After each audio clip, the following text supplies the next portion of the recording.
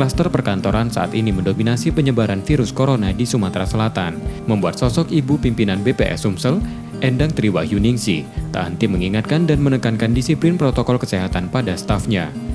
Kedisiplinan protokol kesehatan yang tak bisa ditawar di lingkungan kantor yang tak lelah dilakukan Endang.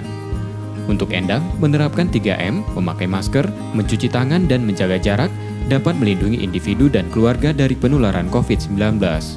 Endang berpesan, melakukan 3M di kantor juga sebagai upaya melindungi keluarga dari virus ini.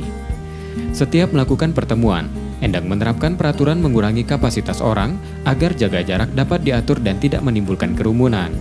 Pribadi, terutama di lingkungan keluarga maupun kerja ya, sama kami lakukan. Jadi 3M wajib menjaga jarak, kemudian menggunakan masker dan mencuci tangan. Ya, mencuci tangan kan memang sudah diajarkan. Baik sekarang ada pandemi atau tidak, itu menjaga diri sendiri. Dan sekali lagi jangan lupa juga olahraga dan asupan gizi yang baik. Endang yang juga seorang ibu berpesan, penanganan COVID-19 sudah menjadi tugas bersama. Dengan menjaga diri masing-masing dan keluarga, seluruh masyarakat diharapkan memiliki kesadaran dan mematuhi protokol kesehatan yang dimulai dari individu masing-masing. Reski Oktora, Muklas Diferensial, Kompas TV, Palembang.